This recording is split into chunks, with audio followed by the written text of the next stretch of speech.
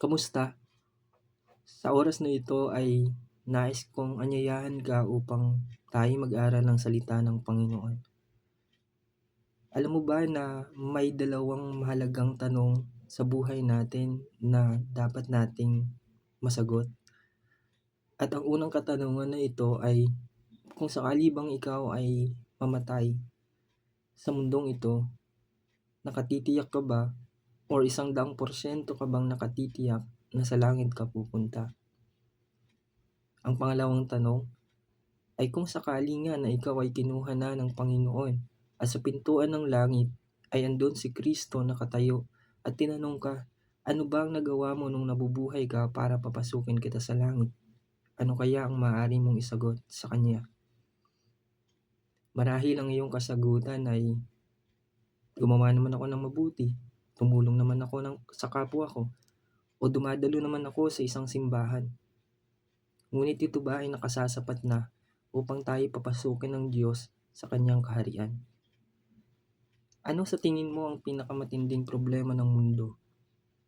Marahil sinasabi ng iba ay yung pera, korupsyon, o marahil ay yung yung mundo mismo dahil nag-iinit na yung mundo dahil sa global climate change. Pero kung ating pong tutunghayan ang salita ng Panginoon, malinaw na ito ay nag-uugat sa kasalanan. Ang kasalanan ang siyang dahilan kung bakit ang tao ay napalayo sa Diyos. Sabi sa Roma chapter 3, verse 23, ganito po ang ating mababasa. Sapagkat ang lahat ay nagkasala at walang sino mang karapat-dapat sa paningin ng Diyos. Mapapansin niyo po dito na malinaw na sinabi ng Diyos na ang lahat ng nilikha mula kay Eva at kay Adan, maging sa ating panahon, lahat tayo ay nagkasala maliban lamang kay Kristo Jesus na Diyos na nagkatawang tao. Siya lamang ang hindi nagkasala laban sa banal na Diyos.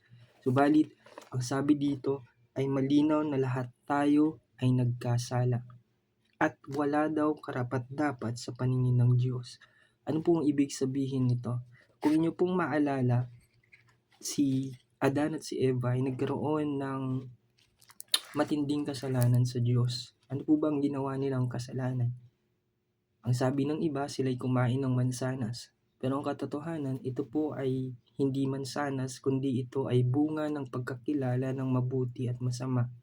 Nang nilikha po ng Diyos ang mundo, si Adan at si Eva, sila po yung nasa presensya ng Diyos. They have close relationship with God.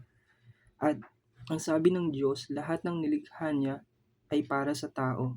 Ang mga hayop, ang mga halaman, ang mga bunga ng mga puno ay pwede nilang kainin, ngunit hindi nila pwedeng kainin ang bunga ng pagkakilala ng mabuti at masama dahil tiyak na sila ay mamamatay. Subalit dahil ang tao ay nagnais na maging katulad ng Diyos at tinukso sila ng ahas o ni Satanas na nagkatawang ahas, ano pong nangyari?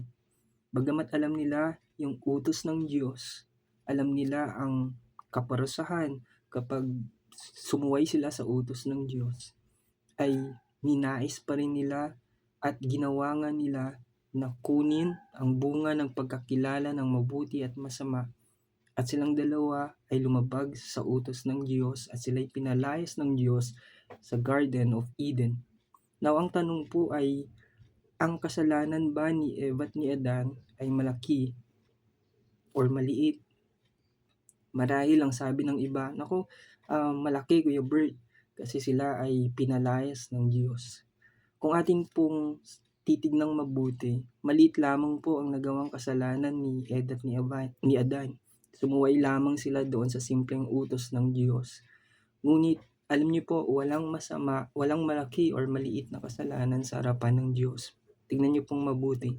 Kung meron pong isang bata nang sabi ng kanyang ina ay matulog sa tanghali, at alam naman natin na kapag nagpapatulog ang isang ina, madalas ang nakakatulog una ay hindi yung bata kundi yung nagpapatulog.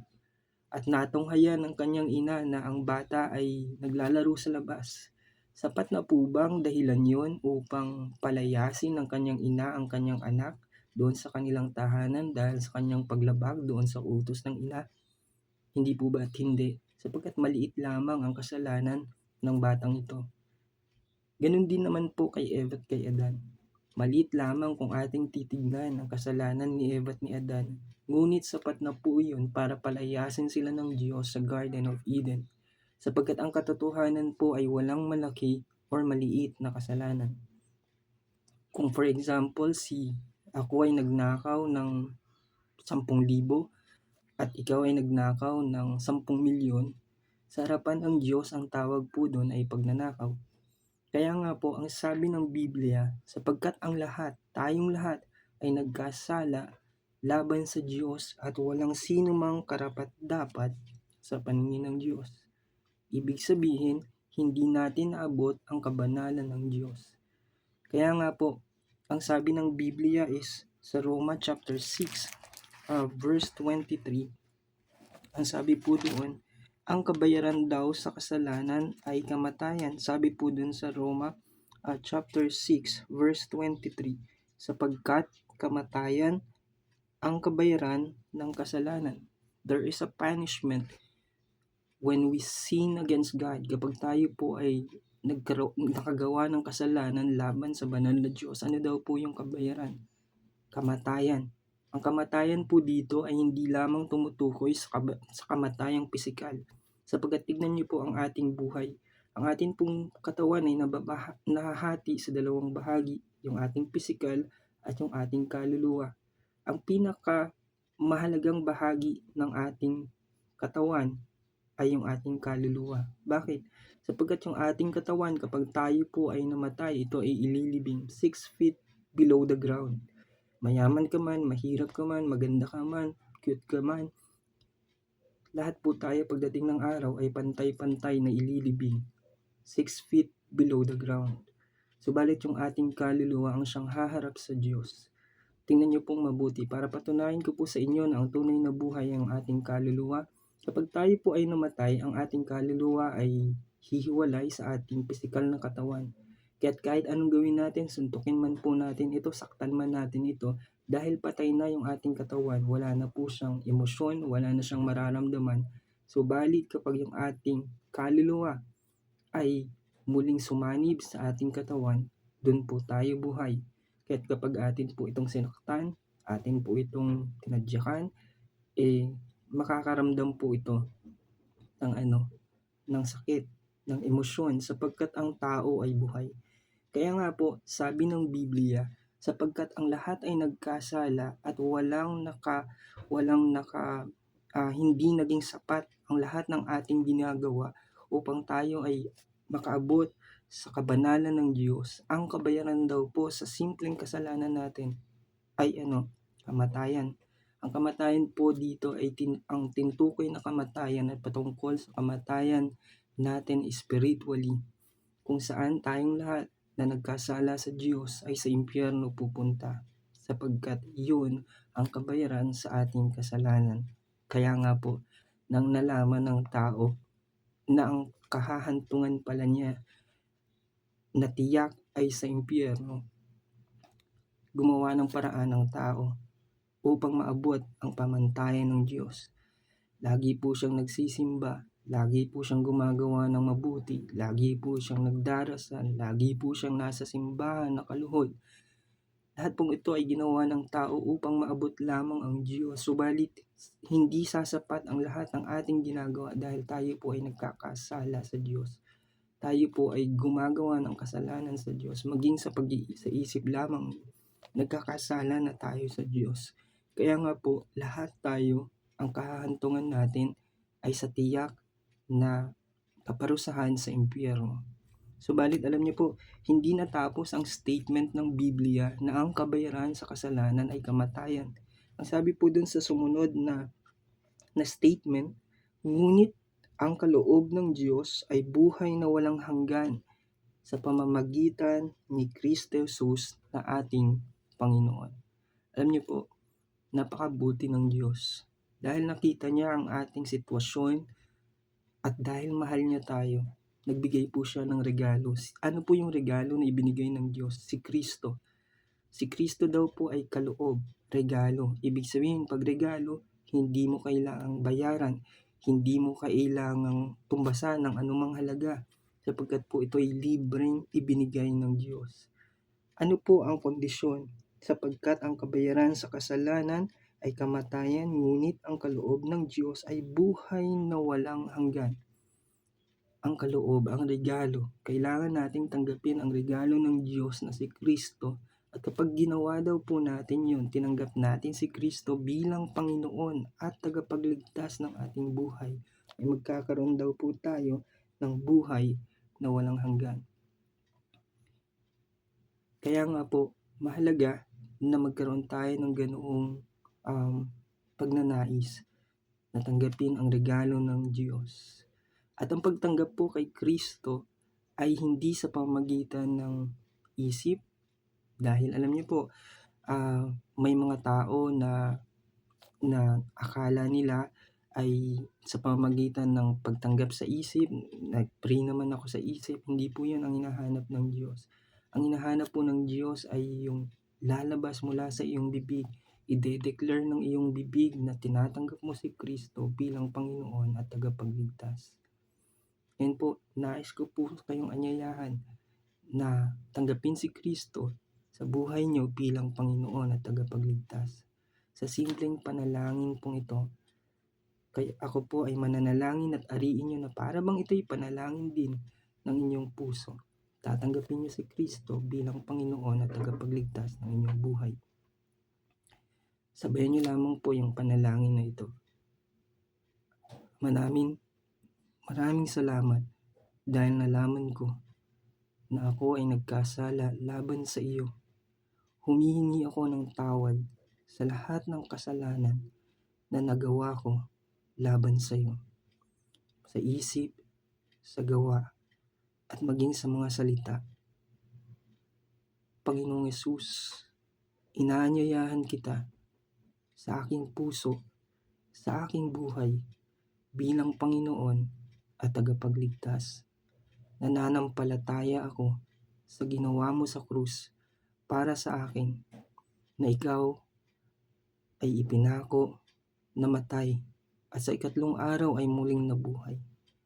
Mula ngayon, ikaw na po ang maghari sa aking buhay. At mula ngayon, ikaw na lamang ang susundin ko. Maghari ka at gawin mo ang layunin mo sa buhay ko. Maraming pong salamat sa kaligtasan na ibinigay niyo sa akin sa oras na ito. Sa pangalan mo, Panginoong Hesus. Amen. Habang tayo po ay nananalangin, meron pong importanteng desisyon kayo na ginawa. Ang una, ano po ba ang desisyon na ginawa nyo sa inyong mga kasalanan? Gaya kapag tayo nagkakasala sa ating mga magulang, tayo ay kailangang humingi ng tawad. At ganoon din po ang ginawa natin nung kayo'y nananalangin. Humingi kayo ng tawad sa Diyos sa lahat ng kasalanan na ginawa nyo laban sa Kanya. Ang sabi po ng Biblia, kapag tayo ay buong pusong humihingi ng tawad, inaamin natin na tayo nagkasala laban sa Kanya. Tapat siya at patatawarin ang ating mga kasalanan mula sa nakaraan, pangkasalukuyan at panghinaharap. Subalit, hindi po iyon lisensya upang tayo magpatuloy sa pagkakasala, sapagkat ang tunay na tumanggap kay Kristo bilang kanyang Panginoon at tagapagligtas ay pinalaya niya na sa bondage of sin, sa kasalanan, at nagkakaroon ng bunga ang kanyang buhay. Nagkakaroon ng pagbabago sa kanyang buhay. Pangalawa, ano po ba ang ginawa niyo kay Kristo? Ang sabi ng Biblia, ang sino mang manampalataya sa Kanya ay may buhay na walang hanggan. Kung tinanggap niyo si Kristo bilang inyong Panginoon at tagapagligtas, ang sabi po ng Bible ay may buhay kayong walang hanggan. Ibig sabihin, kung dumating man sa punto ng buhay niyo na kayo ay mamatay, kayo ay may katiyakan na sa langit kayo pupunta, hindi dahil sa inyong mga gawa, hindi dahil meron kayong relihiyon, kundi dahil merong Kristo na ipinako sa krus, binayaran ang ating mga kasalanan, at Panginoon ng ating buhay. Dahil sa kaloob ng Diyos, dahil sa grasya ng Diyos, nagkaroon tayo ng relasyon sa Kanya, ng buhay na walang hanggan. Kaya nga po, I encourage you bilang isang anak ng Diyos. Sabi ng Biblia, ang sino mang tumanggap at nanalig sa Kanya ay binigyan niya ng karapatang maging anak ng Diyos. Ngayong anak ka na ng Diyos, I encourage you to continue your journey with God. Continue to search His Word through pagbabasa po ng Biblia. Umattend ka ng Bible study group na kung saan mas lalo mong makikilala ang Panginoon at mas lalo kang lalago sa iyong relasyon sa Kanya. Pangalawa, nais kitang anyayahan na magpatuloy sa pananalangin, pakikipag-usap. Sabihin mo sa Diyos ang anumang nararamdaman ng iyong puso at siya'y makikinig sa iyo sapagkat ikay anak niya. Pangatlo, nais ng Diyos na piliin mo ang mga makakasama mo, ang mga barkada mo, ang mga kausap mo. Kung ikaw ay estudyante, piliin mo ang magiging classmates mo na makakasama. Sapagkat kung sino man po ang kasama natin lagi, yun ang mag-iimpluwensya ng ating buhay. Sabihin natin na hindi ka naman naninigarilyo, wala ka namang bisyo. Subalit kapag ang lagi mong kasama ay yung mga bulakbol, mga chismoso, mga chismosa, mga nagda-drugs, makikita mo ang iyong sarili na naiimpluwensyahan nila at ikaw ay magiging katulad din nila. Kaya anong sabi ng Biblia? Nais ng Diyos na ang maging ka-fellowship natin, kasama natin, ay walang iba kundi ang mga kapatid natin sa Panginoon. Ang mga tao na iniligtas din ni Kristo at patuloy niyang binabago na maging katulad niya. Kaya nga po, I encourage you na ikaw ay dumalo sa isang Christian church, isang local church sa inyong lugar, at totoong Christian church na hindi lang basta church kundi totoong Christian church na kung saan tutulungan ka sa iyong paglago at i-encourage ka na magpatuloy sa iyong pananampalataya.